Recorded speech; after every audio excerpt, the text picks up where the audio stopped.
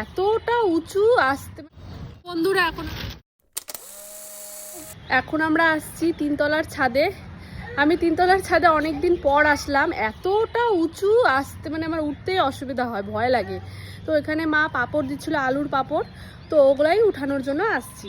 এই যে নিয়ে আসছি গামলা, এখানে আলুর পাঁপড় দিচ্ছে, দাঁড়াও তোমাদেরকে দেখাচ্ছি।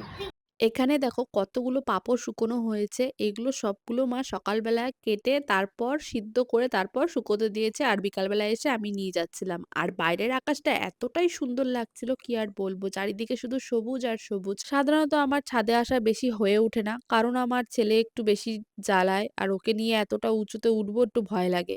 আর বর্ষা আমাকে বারে বারে ডাকছিল ওদের বাড়িতে পেয়ারা নিয়ে যাওয়ার জন্য। আমি বললাম আমি যাবো না, তুমি এসে দিয়ে যাও।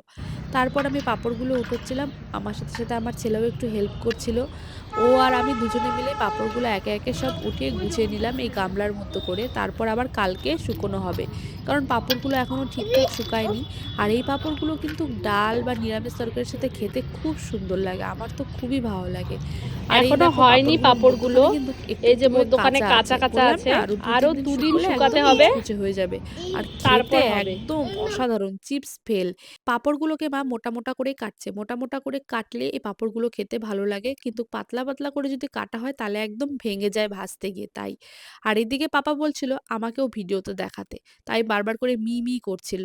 এখন একটু টুকটাক করে কথা বলা শিখছে, তাই এখন অনেক কথাই বলে। দেখতে শুনতে অনেকটাই ভালো লাগে। এই কথা বলা নিয়ে আমাকে অনেকেই অনেক কথা শুনিয়েছিল, কিন্তু এখন আমার ছেলে ঠাকুরের আশীর্বাদে কথা বলা শিখে গেছে। আমরা বিকালবেলার সময়ে ছাদে গেছিলাম, আর ছাদে সূর্যাস্তটা গিয়ে কি দেখি সুন্দর সূর্যটাকে কিন্তু লাগছে হেব্বি লাগছে। এপাশে এসে দেখতে, সূর্যটার সাথে ছাদের থেকে পুকুরটার না সত্যি কম্বিনেশনটা খুব কিন্তু সুন্দর হেব্বি লাগে লাগছিল। দেখতে। ছাদটা চারিপাশটা এখনো একটু পরিষ্কার ঘুরিয়ে করা দেখালাম, হয়নি, এটা চারিদিকে শুধু শুধু বাড়ি এক আর পাশের বাড়ি। ছাদ। আর এই আর ছাদটা কিন্তু ওই যে ওই বেশ পাশে আর অনেকটাই একটা বড়। ছাদ আছে, ওটা আর দুটা একটা ছাদ ছাদ আছে। আছে, দুটা ছাদ ও আর মিলিয়ে ওই যে আমাদের নিচের এই রুমগুলো রুমগুলো দেখা তৈরি যাচ্ছে, হচ্ছে। আর এটা এখনো আমি আমাদের রুম রুম, টুর আর ভিডিও ওটা দেব হলো না, আর কিছুদিন আমাদেরই পর রুম। দিব, যখন ওটাতে মা কমপ্লিট বাবা হয়ে যাবে থাকবে, এটাতে তখন। আমরা থাকবো। তখন আমরা উপরে চলে আসবো, না এই ছাদ বিকালবেলা লাগবে, করে এই ছাদ। ছাদে বসবো, খুব হ্যাঁ ভালো তুমি লাগবে থাকো। না?